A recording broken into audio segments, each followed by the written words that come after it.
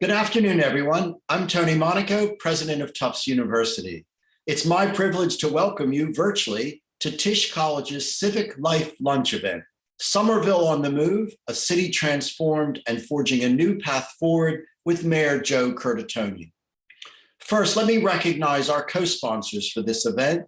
Thank you to the Political Science Department, Jumbo Vote, and the Office of Government and Community Relations at Tufts for your collaboration and support to make today's conversation possible. Together, we are honored to welcome Joseph A. Curtatone, the mayor of Somerville and the city's longest serving chief executive.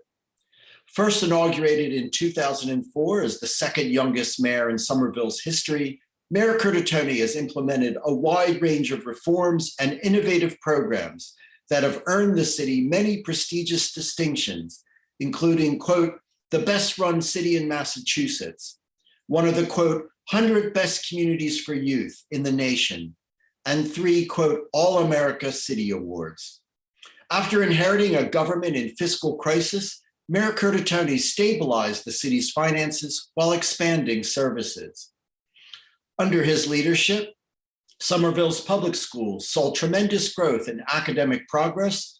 The development of the Assembly Square neighborhood has become one of the most exciting mixed-use transit-oriented projects on the East Coast. And investments in the city's pedestrian and bicycle infrastructure has earned the city's status as one of the most walkable and bikeable cities in the nation. Other key initiatives under Mayor Curtatone's administration include comprehensive reform of the Somerville Police, creation of the Municipal Wellbeing Survey in the nation, an aggressive plan to increase housing affordability, an unwavering support for the city's immigrant communities, and conception of the Somerville's Climate Forward Plan to achieve carbon neutrality by 2050.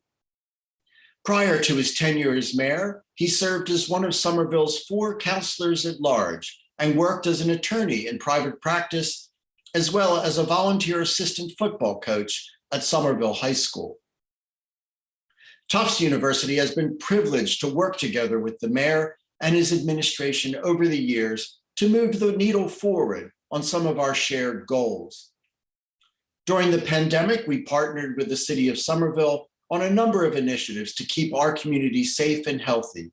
We housed Somerville police officers and firefighters on our campus, provided 1,400 free COVID tests, and developed a pooled testing program for Somerville Public Schools. Throughout the pandemic, Mayor Curtatone's leadership and operational skills kept the Somerville community safe, and we owe him a debt of gratitude. In my view, Mayor Curtatone has led the city of Somerville through extraordinary change to become one of the most vibrant, diverse, and unique cities in the Commonwealth, with many of our Tufts students, faculty, and staff call home. I am personally grateful for his leadership and partnership. Thanks to the mayor's leadership and support of the higher education community in Somerville, Tufts University is a stronger institution. He leaves behind a truly extraordinary legacy of service. Joining Mayor Curtatone in conversation this afternoon is Jeff Berry, the John Richard Skuse Professor of Political Science. Professor Berry's research and area of expertise focuses on American politics and political behavior, particularly policymaking, interest groups, Massachusetts politics, nonprofits, and urban government. Here at Tufts, Professor Berry teaches political science classes like nonprofits and civic society, presidency and the executive branch, new media, new politics, and Congress, bureaucracy, and public policy. He's the author of many award-winning books. One of his most recent books, The Outrage Industry, Political Opinion Media, and the New Incivility, was written in collaboration with Tufts sociology professor Sarah Sobrai. It tackles the mechanics of outrage rhetoric in American politics and culture, including conspiracy theories, mockery, fear-mongering, and more, and explores its impact on the current political landscape. Professor Berry's writing and expertise has been featured in outlets like Commonwealth Magazine, The Conversation, NBC Boston, and Politico. And you can often hear him on WGBH or WBUR during your weekday commute. He is also the recipient of the Samuel Eldersveld Career Achievement Award from the American Political Science Association and the Tufts Distinguished Scholar Award. Thank you all for being with us, and please join us in welcoming Mayor Joseph Curtatone and Professor Jeff Berry.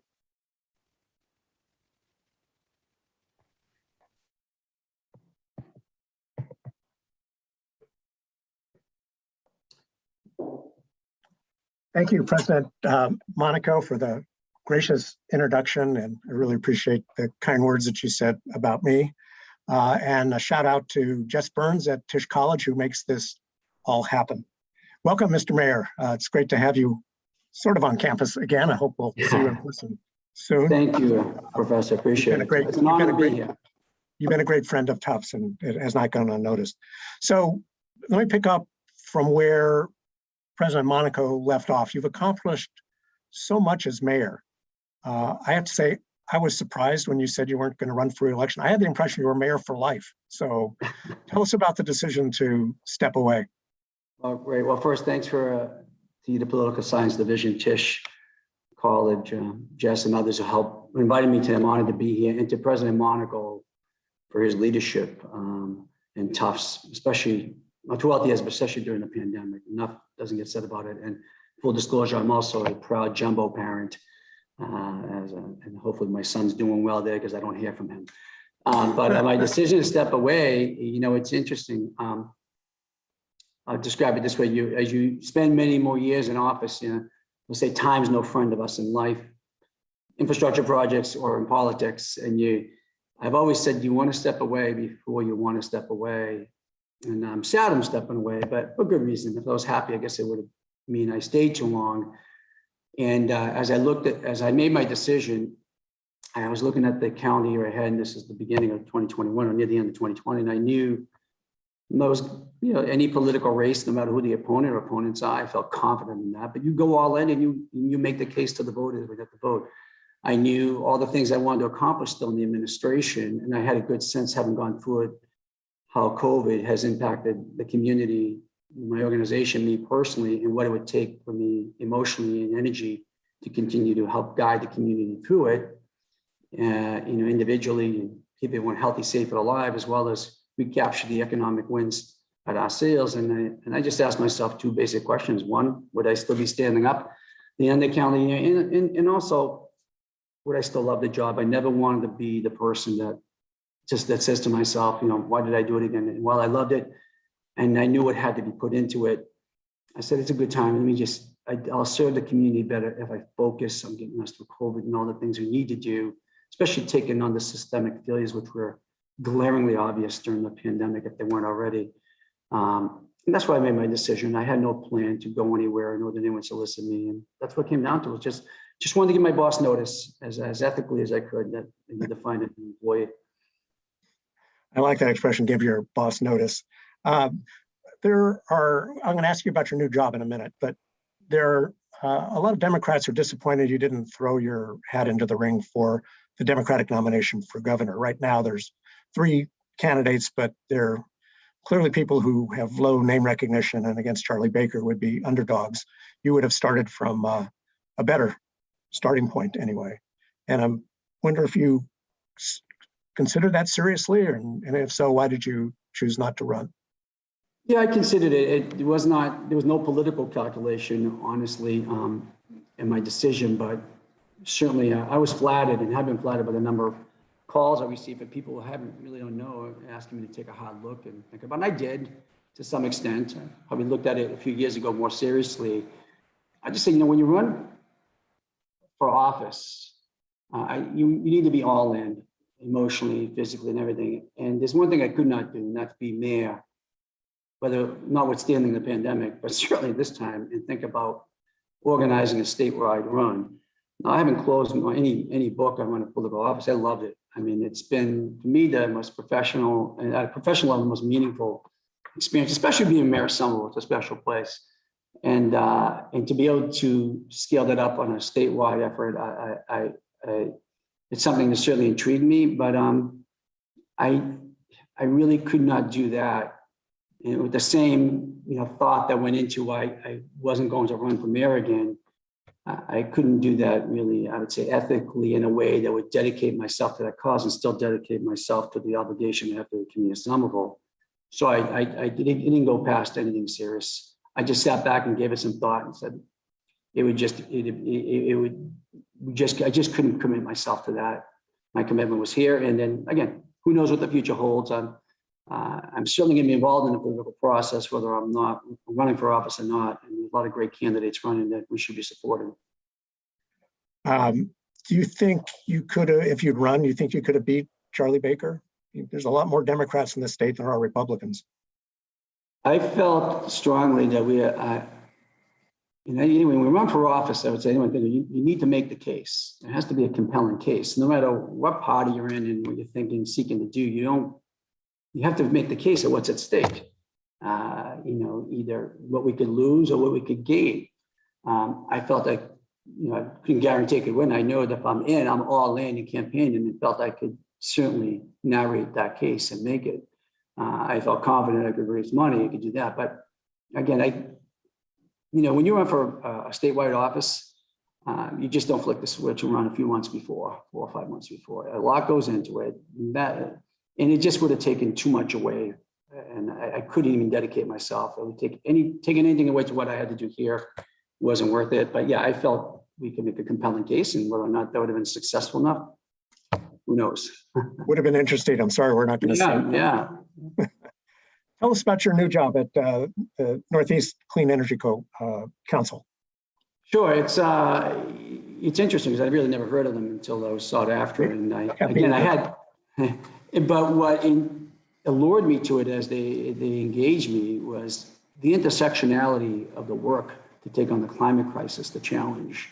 Much like the intersectionality of my work as mayor, as you think of the community in the systems of the community, the ecosystem, how directing, creating, ignoring policy and system, and how public administration can impact people's lives in important work like the fight for racial and social justice, for economic opportunity, especially those who've been closest to the pain and the failures of the system we have today, and the climate crisis, in public health and housing. And the climate crisis intersects all the things in our lives, from education to the economy, to our health, to mobility. And I wasn't just really interested in just leading a trade organization, but an organization that seeks to expand an industry. It is called the Clean Energy Council, but it's really about climate solutions. Everything has been born by default out of the growth of renewables and clean energy over the years. But we need to think systemically about climate solutions, from innovation to reforming and supplanting the fossil fuel supplies on the grid for more clean sources, to other to resiliency, to how do we adapt and implement changes in our housing structure, but also how that work intersects, again, for the fight for racial and social justice, upward mobility in the economy, especially with those who suffer the most from the climate crisis, our public health. And this organization and its mission and framework called the Decade of Action outline that. And that work, that is inspiring me to be part of it, to lead and make the case why the growth of the climate tech, climate solutions industry, and how the Northeast, from Augusta, Maine to DC, can be and should be the catalyst organization to intersect with the other challenges, to have social, local, regional, human, and global impact in the fight against the climate crisis. That's why I went there. It is a small but impactful and influential organization over the years. It's currently New England states and New York State. It'll be much more engaged in that territory, but expanding throughout the Mid-Atlantic to have the entire Northeast in the corridor I just described to, and engaging all and aligning all allies and stakeholders from industry, academia, to advocacy and nonprofit organizations already doing this work, to labor, and amplifying, and not just giving a seat at the table, amplifying the voices of Black, brown, poor people, those who suffer the worst. I'm do this understanding very clearly that I'm heading into an industry and organization that's white male dominated, and it's an opportunity to lead with those values, which again, just embodied so much of what I've had to do and the pleasure to do as mayor And that brought me to them. You've taken a lot of initiatives on climate change, and as an urbanist, I know that cities are where the action is now on global climate change remediation of our 3 levels of government. The most impressive things are at the city level. At the same time, cities don't have their own climate, and of course, your city is, next to Boston and Cambridge, big cities that pollute a lot, and of course, part of the Northeast, as you said. Do you know, as a nerdy question, but do you know that you're making progress? Can you actually measure improvement in the in Somerville's environment? Well, yeah, we know we're making progress, but how's it? Again, the Metro Boston region is more than just Somerville. I always joke if this was New York Metro, we'd be Brooklyn. Often called it Brooklyn and Boston. But you point to something, and yes, we seek to measure the impact, but the impact is minuscule to what is possible, what we should be doing. And what I love about this question is one of the reasons I've been told they saw so much from that city perspective, because it is around the globe that the city or city region level, that whether you've been elected into office with transactional authority like myself, or you're leading advocacy and activism, or part of a nonprofit doing the work and the things we just outlined, that is where the most bold, deliberate, and even practical leadership exists, and where the most innovative advances in taking on the causes of our time, like climate, have occurred. But too much of the work is done only at the nation level, and sometimes the states. And I think it's out of the book, Metropolitan Revolution. Hopefully I'm referred to it correctly. There's a phrase, as cities lead, nations follow. I truly believe that. And I'm a humanist, but I love cities and what can be done there, because they are test labs and really corridors of innovation and impact and humanism and activism. And that's what we need to, we need to leverage that. And part of the reason I love being Mayor of Somerville, when I climb a ladder, there's 81,000 people with me. I never have to look over my shoulder. They're pushing me harder and faster.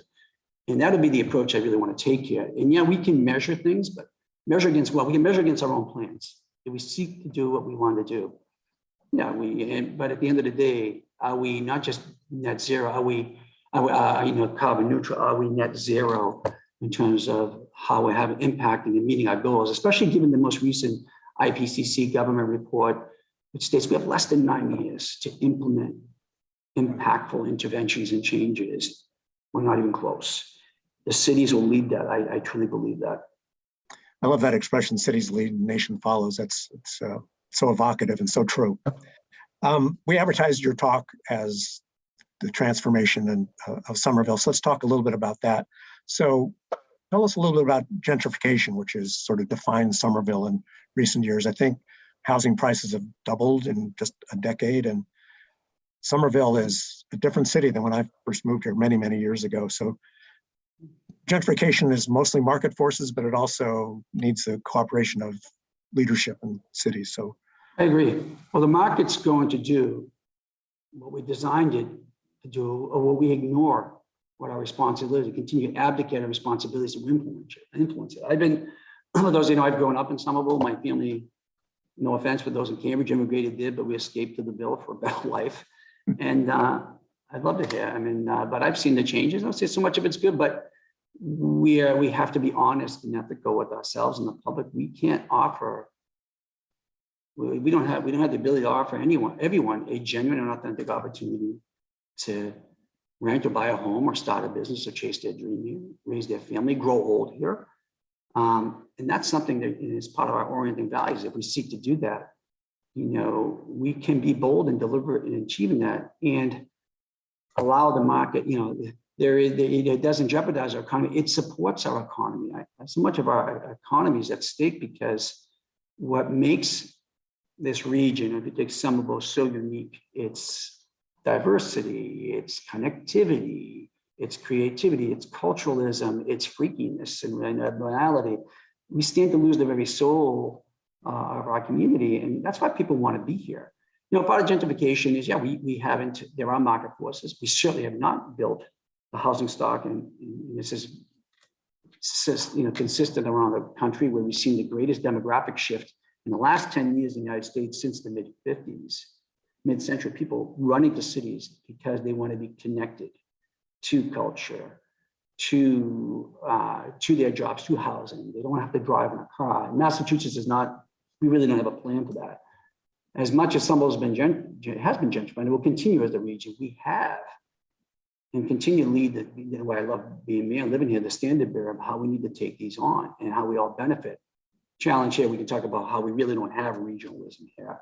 So I've seen it change and it'll continue to change. And much of what we've outlined as who we want to be as we continue to grow and change is embodied by the value, the earned value, making Somerville an exceptional place to live, work, play, raise your family, and grow old for everyone. But we need to be, if we're going to be authentic and ethical to that, we need to continue to fight for bold and deliberate implementation that allows that to happen, of the policies, of the programs that allow that to occur. And it won't be just by building housing. We need to do that. Also preserving the opportunity to stay in the house that you have and start a business. So a lot more work to be done there. We're proud of what we've done, but a lot more work can happen across the region.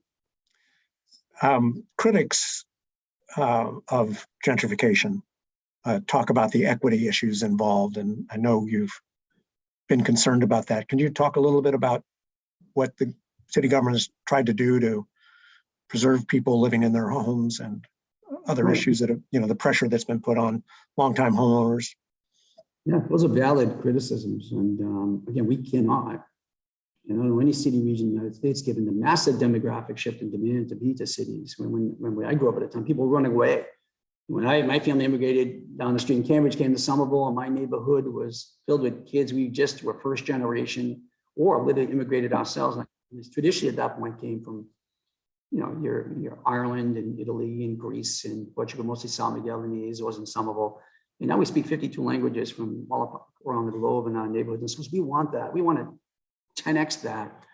And it is, the inequity is the fact that we have, and we just take housing, it is treated as a commodity, not a human right here. And in a debate I just had spoken in front of the legislature last week and this week about the transfer fee we want to have, or the ability, the right to first refusal, first option to buy from renters, and many other things, just to preserve an equitable opportunity to rent or buy a home at fair market value. We can't compete in the market. And most of the folks who are at greater disadvantage, if people don't look like me, they are Black and brown, and they're immigrants, and they are the working folks in our population who, even during the pandemic, talking about inequity, how the system failed, were the ones who had to go to the jobs, couldn't work white collar jobs, couldn't work virtually, and just to provide for their family to support our conveniences. So as a community, and what I'm proud of, the city council, myself, the advocacy groups, activism, is to lead with equity, not just with slogans or incremental programs, but to institute bold systemic changes. So whether it's some narrow examples would be the transfer fee, which we are now part of a growing statewide coalition to make sure there's a percentage of money we get from any home being sold, not from someone owner occupied, but what we're seeing from outside market forces, development companies buying up residential homes, that we could fuel programs like the 2,000 homes where we're seeking to buy residential units in existing neighborhoods to preserve housing. We're doing a competitive job building the new units. We're losing on our streets and our neighborhoods where people live. But also to make sure we tie the economy of the future to people who live here or in this region, whether you're working to build the new lab spaces at technology buildings, whether you're going to be one of our students coming out of our CTE program, how did that work? Or you're one of the innovators. We need to continue to make the case and instill and institute programs that allow that to happen in an equitable way. And I do want to say equity doesn't mean the same in a way that advances those who haven't had an equal chance as folks like myself. And that's what I love about being the city, because we lead with that value. So let me pick up on that answer, which is really, really interesting, which is economic development. So the sort of engine of economic development in Somerville has been the other side of the highway, Partners Healthcare, Assembly Square. Is that developed in the way that you like, or is that the future of Somerville's economy?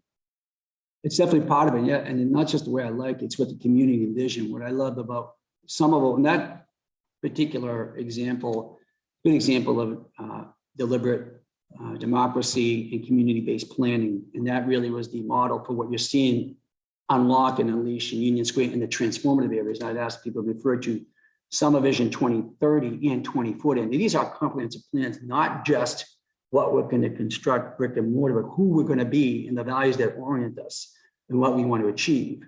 Our orient and value, again, is to be an exceptional place to live, work, play, raise a family, grow old for everyone. Along oriented to that values, all our goals to where we're going to bring in economic growth, job growth, and for who, housing opportunities, open space, public health, again, our identity, our creativity, our cultural diversity aligned to that. Development's critical for the revenue to achieve. First, we need to deliver impactful services well for the city, from education, public safety, healthcare. But what we need to do better, not just a community, as a society, is explain, make the case of why that's important and deliver on impact. And we can talk about this a little later. The other thing we are considering, I mentioned, not considering, we are moving forward on in community discussion and planning, is the ARC, Advance and Reinvestment Community. Much like we have revenues that are coming in at a pace that is unprecedented in the city. That's by design. What you're seeing growing in the city has been deliberate. The state didn't come to us, nor did any other trade organization, to say build a green line. This community, not one mayor, fought for the green line extension, for that development to make it happen. Now we need to make sure what comes in has the social impact and vision. And this is not what, again, where I'm proud about Somerville as a community is curious and abnormal. We, in my announcement that wasn't running again, this is one of the initiatives we will launch is the ARC. And we want to take a dedicated portion of that growth and reinvest it back into creating the civic institutions, or help them making daycare more affordable. Having any student, perhaps from Somerville High School, wants to go to community college for free, we can pay for that. Making public transportation free.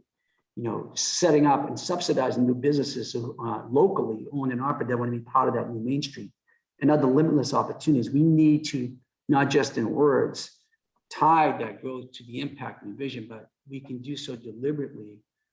And the revenues coming in, we need to show that. If we want people to trust us of why they should advocate for that development and growth and the fight for the green line, we need to show that it's going to benefit them and that they're going to have the chance to be around here down the road to enjoy that.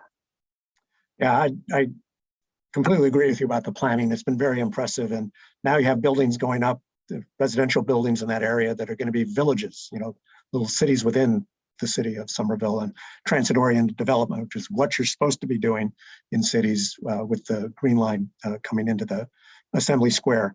So let me though go back and say, when I've talked to some people in Somerville who've lived there for a long time, I often hear the refrain, the old Somerville is dying or is gone. And could you talk to that? I mean, part of that's just generational. Every generation is different and we bemoan that, but there does seem to be a cultural change in Somerville with the demographics that you've described. Sure, it has changed. It is a younger city. Just for context, I grew up at a time when your goal was, when you're growing up in Somerville, by the time you got to high school, families wanted to move out to the suburbs. So old Somerville, we have to have empathy and be good listeners as leaders and as a community. There's always, it's more about a sense of loss. What I love about, again, with the communities, embraces our history. You know, what was original to people's minds about what they know about Somerville. And we need to continue to do that. And also understand that we have opportunities moving forward. Somerville had a pretty dark reputation. And there was another word we were called that I won't repeat it, you know, rhyme with Somerville. And, you know, we took charge as a community. And there are some, yeah, I understand some, but the overall majority of people love the directions go. We need to be good listeners, though, and recognize and accept that opinion, that commentary, that criticism, that personal feeling with grace. And that's the leadership. We tried to do that and lead with the values. And when we developed as a community Summer Vision, we try to embrace those values there. And that's when we talk about being here as long as you want to be.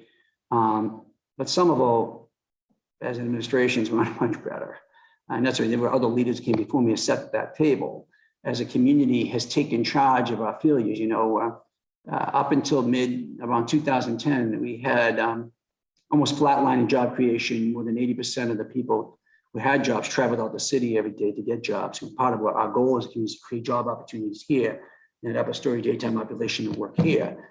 You know, 85% of the cars, even today, cut through Somerville to go somewhere else. That will change with the green line. So and even what's old Somerville, it started 40 years ago on the green line and so many of these things. So I think we're paying tribute to that too, but we need, whether it's old Somerville or those moving here now saying, the future isn't going to be here for me. And we have to listen and accept that opinion and perspective of Grace, and we need to make sure we're leading with equity and we're not leaving those voices behind. And I think work never stops, as they said. One thing I've long admired about Somerville is that it's been so open and welcoming to immigrants. And, you know, with the economic pressures that have come with gentrification, I worry about immigrants being able to afford to live in Somerville. And one friend of mine said, you know, I notice in Somerville that there are fewer Brazilian flags these days. And you know, it's been very popular with Brazilian immigrants. So could you speak to that? Is the number of immigrants coming into Somerville declining? I wouldn't say that. I will say, accurately, I couldn't say that, but I will say it is accurate. It is a challenge for people to come here or anywhere in the urban core to stay here and afford to be anywhere.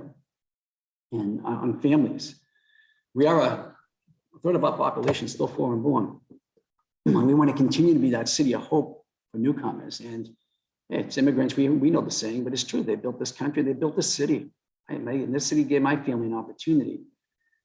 I want to go back to, because I think this also relates to old Somerville. And we went through a presidential change because the previous administration really played on people's fear of that sense of loss. For example, saying you're losing what you had and it's newcomers to blame. You know, had this very nationalistic, and sometimes that message in the local level, you know, when you're seating leaving local campaigns, bring Somerville back to what? The days we were corrupt, streets were dirty, couldn't deliver services. You know, we have gentrification and change, not because newcomers are coming. They love this community, this Commonwealth, this country as much as you and I. And they deserve the same opportunity all of us had here. And there is such an important part, if we want to take an economic lens, of our local economy, what they contribute, whether they formally pay income tax, they pay taxes every time they buy goods, every time they buy gas, pay rent, and establish businesses. But it is a concern of all of us, especially mine, that they continue to have that opportunity. When we talk about equity, we want them to start new businesses. We want people to come in, buy homes, send their kids to school here. We want our neighborhoods filled with streets of families and robust and active sidewalks and parks and playgrounds. And we want it to be beyond the 52 languages spoken right now. We are still that city of hope, but as a region, it can't be one city only doing this. That is going to be dwindling unless we take bold action to create that opportunity economically, to rent or buy a home, start a business, and on transportation. How do you get to and from where you do? And the lines, again, it's not one solution. It's never linear. It's part of the whole system that we need to think about as leaders in cities. So it's something I've always fought, which I'm proud Somerville's been a sanctuary city and a welcoming city since the late 80s. And since then, prosperity has grown and non-crime has gone down, not just in the last few years. And you know, our school population is more than 2/3 of our students still receive reduced or free lunch. I think that speaks to other systemic failures, you know, opportunities. Families are struggling to pay the rent and buy food, provide for their kids.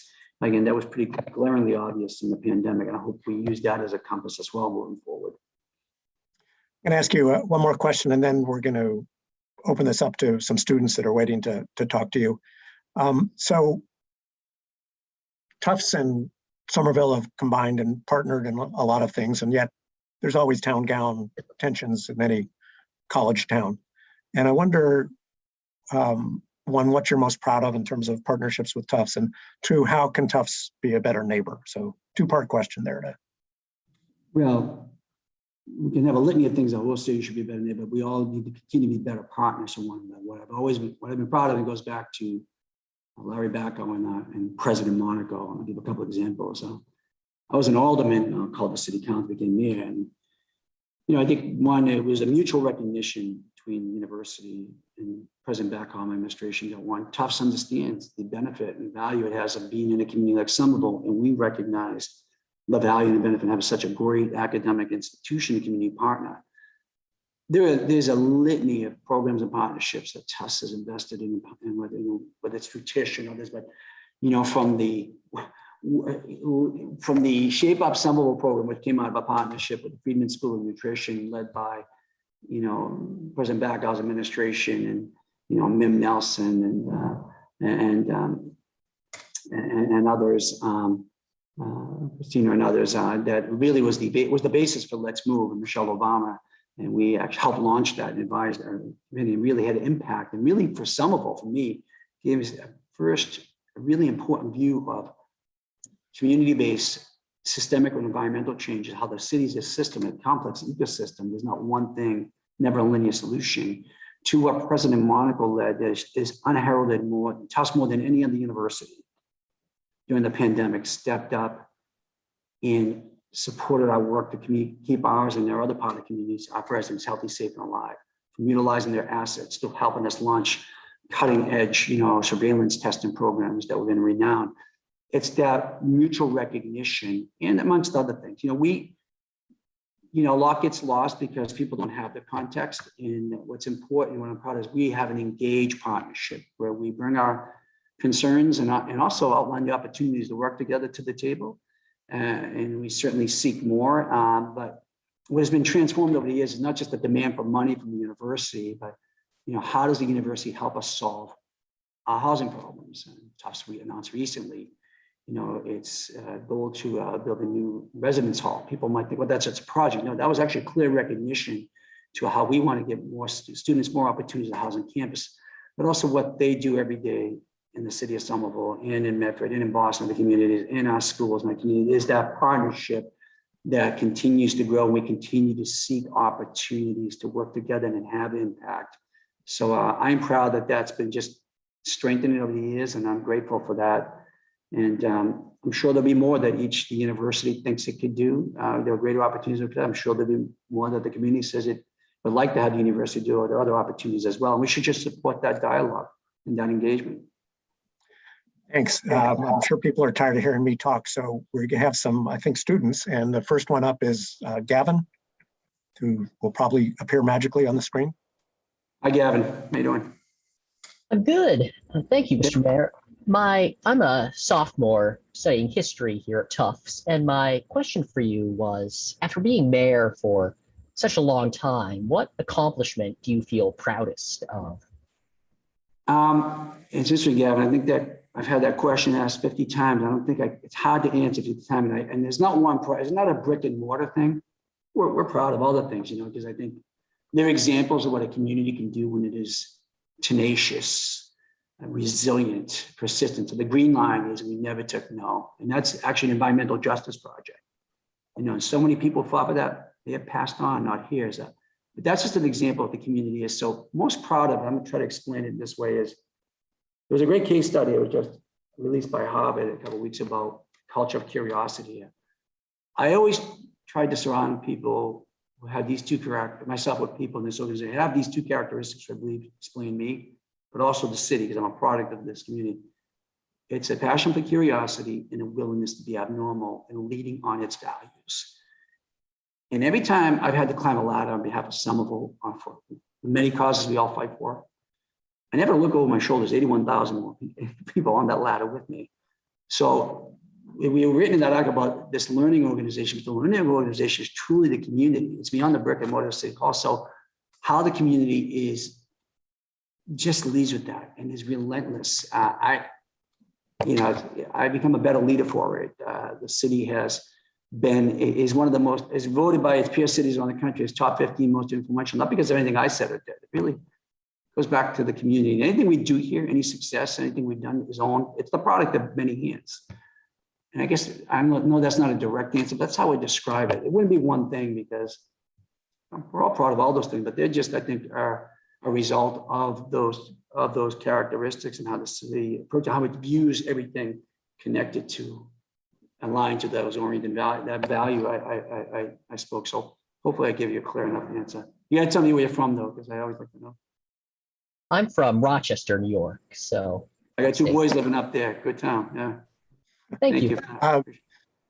Thanks, Gavin. For those of you who are watching, if you have a question you want to submit, you can just put it into the chat and hopefully we can get to it. Next up is Mary Jean. Yes, hello. My name is Mary Jean Kuntz, and my son Justin is a freshman studying biochemistry. And calling you from San Francisco, so suburbs. So my question, as I understand the financial ramifications of this, what is the city's plan, if any, to develop owned low-income housing and first-time homeowner grants? So in other words, help people build generational wealth. You know, for example, a medical building with condos over it, not rental housing, which I saw a lot of at Assembly Square. I've seen a lot of that. So that's my question. Thank you. Thank you. I was jealous of the image behind you as I'm looking at a nor'easter out our window. Yes. But and my son's a freshman too, so hoping he's enjoying his time here in Thank the area. We have and I'll go back to, I was mentioning the ARC, the goal of the ARC, and it hasn't been announced, we're working with an organization called the Democracy Collaborative, is to build community wealth. And our goal is not just to create, we need a variety of housing stock. We've always been a city that had rental stock available. We want that, but we don't want to become, is just in all these transformative areas that we've spoken a little bit about, is that's your only opportunity where you can live to rent a home or to buy a home. We want that on my street, in every neighborhood street. And we're using an example of proof of concept. And we just met about it called the 100 Homes Program. We work with our local CDC, and we actually purchased about 100 units of housing or units in residential streets where residents may have been already occupied and avoided the displacement of others up for sale at fair market value and de-restricted them to be permanently affordable. Our goal is to do that for a permanent percentage of our total housing stock over the years. Right now, we've elevated that to 2,000. Some tools we developed is creation of our first ever community land trust, and seeking perhaps how do we leverage that with ARPA and other monies. But the city's in a very solid position financially to fuel that work and leverage that against other financing to compete in the market where we are getting crushed. And I'm just going to give an example of what happens in Somerville and the whole region, but I use Somerville. If someone wants to sell their home here, and we have someone, let's just say you have a person who has a family that's been here decades and someone wants to buy it, they're renting, and they're pre-approved in financing, the chances of them buying that, slim to none. Because all you have to do is not even put a sign in your home, just put out a message on social media, do it, and you have an open house on Sunday. There'll be at least 45 people there virtually or in line. Someone's gonna give you at least 100,000 over asking cash as is. And I think the figure was startling that 65% would have been cash transactions. Unbelievable, as is, no holds barred, and they'll even pay for your lawyer to do other things. So we actually have development companies, holding companies from Michigan and other states coming into Somerville, buying those homes. So it's become a commodity, not a human right.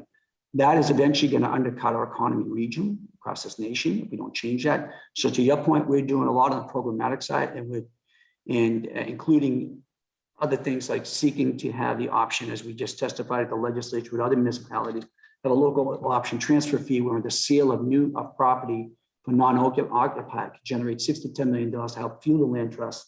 So we go out and make sure there's a dedicated portion of our overall housing stock, rental, home ownership, mostly a 2 to 3 families still in Somerville, though some of them a lot of converted to condo, available across the city, not just in one section. We don't want to be gated from opportunities to get in. We don't want people being gated to come out. That's not who we are. And a lot more to come, but we're trying to be bold on that beyond the traditional inclusionary and sort of linkage programs they had. That won't be enough to do it. So hopefully I answered your question, but thank you for that. Thank you. Hope your son's having a good time here. And Well, maybe your son can help my son buy some duck boots.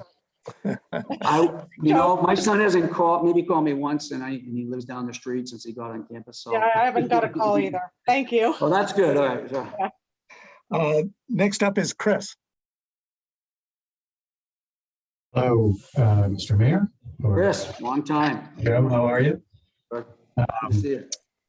By way of introduction to others, I am a Cambridge resident and friend of Tufts, and also proud friend of Joe. We've admired so much of the work that you've done in Somerville over the years, both as mayor, but also as coach and parent. But in your role of mayor, when you're talking to young people, if you get a sense that they're considering public office as something that they may want to go into, what words of encouragement would you have for them, and perhaps even words of caution, whether it's maybe it's a student at Somerville High, or maybe it's a student at Tufts right now. What would you say to them? Actually, I don't give any words of caution. I will give advice. And when I speak at every high school graduation, at least the last several, and my last one this past, I said, you need to encourage their engagement in diving into the public and political system, because we need their ideals. And we really need their ideals. And, and caution, more about advice, and it's about leadership. And speaking to candidates running for mayor or council, leadership is so much about, and I say it's too bad, after 18 years I get pretty good, it's about being a good listener, having empathy, understand you're always a student. And whether people are happy what you're doing, or they're angry, you don't feel that you serve them, taking that with grace and continue to lead, and you survive leadership. But for me, listen, I told my boys that whether you don't have to run for office, you can serve on a board, you can volunteer. The advocacy and activism is something I cannot oversell enough how it's helped guide where we are in so much around the region, around the country. There's nothing more for me more meaningful and more impactful. And I'm excited about what's up for the future for me, but I think I've had the best job in the world, and I take that experience and share that with folks moving forward. But I have no caution. Dive in, because the system, we need your ideals, and we need that passion. Thank you. So hopefully one of your kids, Chris, are going to do it. So. With any luck. Thanks, Chris. Rockford is up. Yes, thank you, Mr. Mayor. I'm a professor now at Tufts. I'm a double jumbo, though. And when I was a student, I was a Somerville resident and had a great experience. Now I live in Medford. I have 3 kids, so it's a little bit more room over here.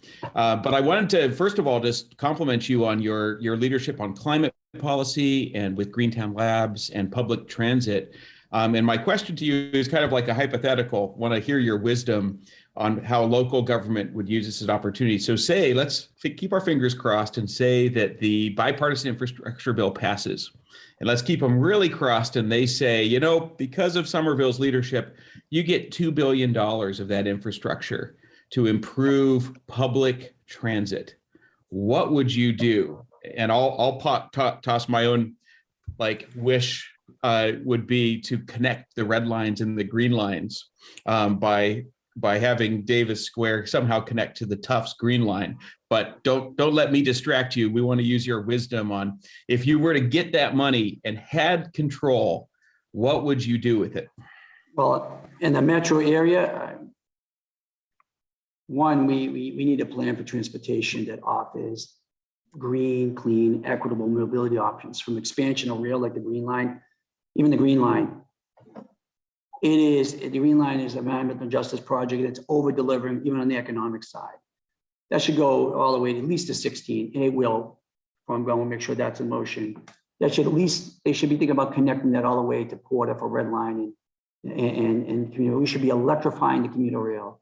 We should be leading the nation. I was at right before COVID hit, the pandemic hit, at a meeting of the fiscal management control board, and we're hearing from Toronto about their train system. Like, why aren't we leading that as Massachusetts? We need to lead with those progressive values. So if we want a 21st century transportation that is equitable, that is green, that sparks a 21st century global economy to be competitive, we need to build it. We don't even plan. We need to stop planning our cities and towns for cars and for people. So we need more rail. We need to electrify what we have. We need clean buses. We need dedicated BRT, bus rapid transit. We've seen that work, and people didn't like it when we did it, especially in election in Winter Hill. If you saw that from the top of Winter Hill, especially those cutting through the city from Medford. But we saw just the headways alone. We got more people taking the bus. We went from 4 lanes of traffic to 2. We decreased crashes with pedestrians, motor vehicles, and people, made it safe, but we should be doing that on steroids, 10x. And we also need to reclaim the public realm.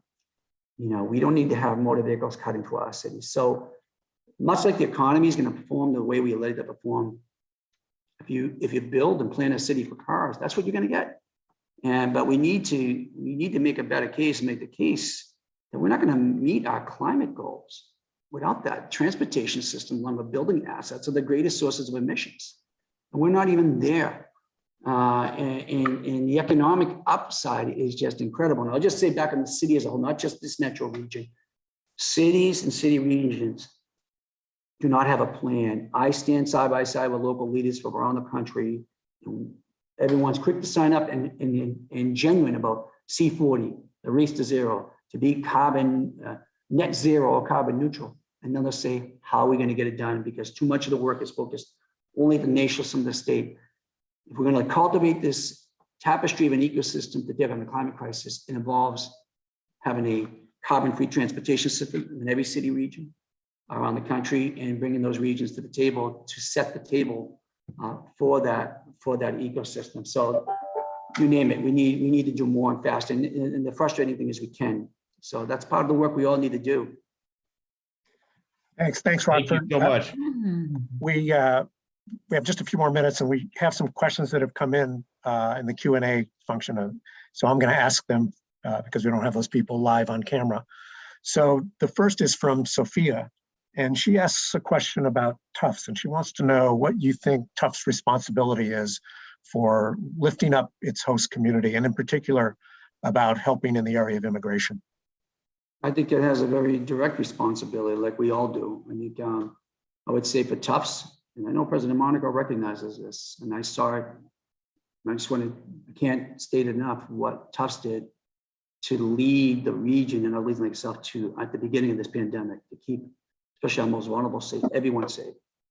But to that question, yeah, we all do. You know, as we seek partners in the city to invest or build companies, we want them to invest in who we are and our values, and to have an impact, not just on our fiscal budget or bond rating, but on our people and our society. And, you know, we need, as elected leaders and policy leaders, we need to make sure we advocate for that tie. And we will pluck a value stream. They understand the importance of that. And I will do a couple of examples, and some we just need to make sure we make them clear, make that clearer.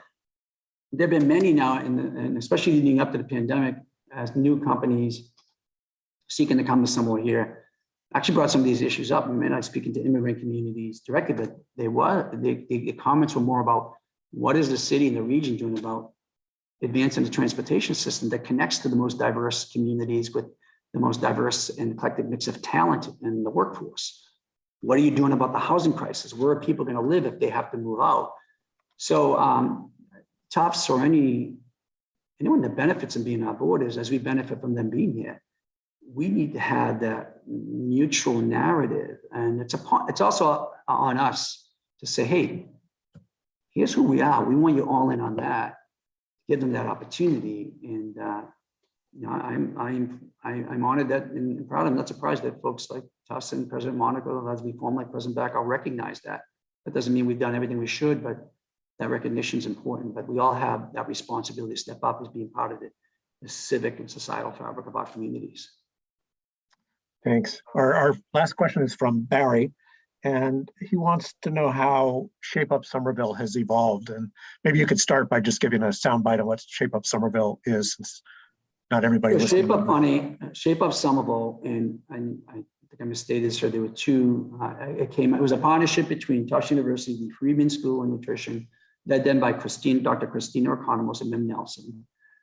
And it was a study whereby we took it was the first ever environmental systems approach, a community-based approach, working with every stakeholder in the community to look at our food access, food security, food systems, policy and food in schools, our built environment, which so much of our bike and ped advancements and transportation advancement systems influence people's behavior to either eat smart, play hard, move more. As the experiment with the project was launched at that time, the nation released a study in the United States that our obesity rates tripled in 40 years, less than 40 years. Somerville was about 4 times higher. That's alarming. That really sparked what was an adaptive challenge and led to incredible work. And there were other control communities, and Somerville and compared to other communities in the project, we saw that when we took the systems approach and created the environment for people to behave, not telling people that you should lose weight. This is about really about energy balance and moving away from a static society. We were nurturing the most unhealthy generation in our history.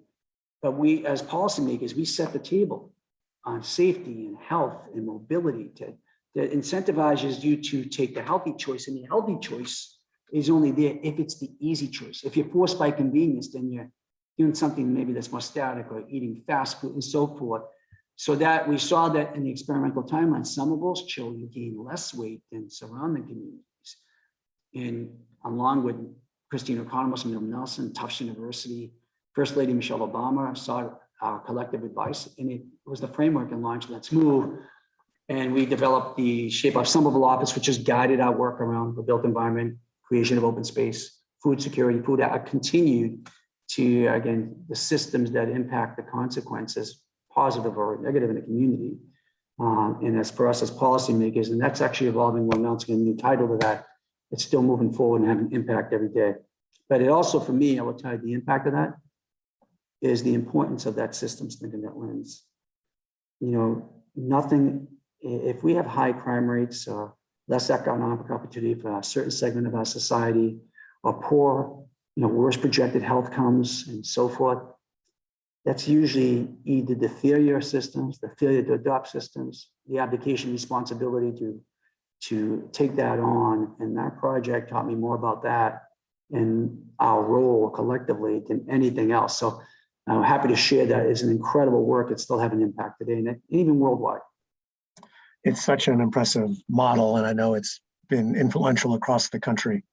We have a hard stop at 1 o'clock, so I want to abide by that and let you get back to running the city of Somerville. So let me just be pretentious and say, on behalf of President Monaco and Tisch College and the Department of Political Science, thank you so much. You've been candid and you've shared a lot of vision with us, and I think there's a lot to think about going forward. So thank you once again.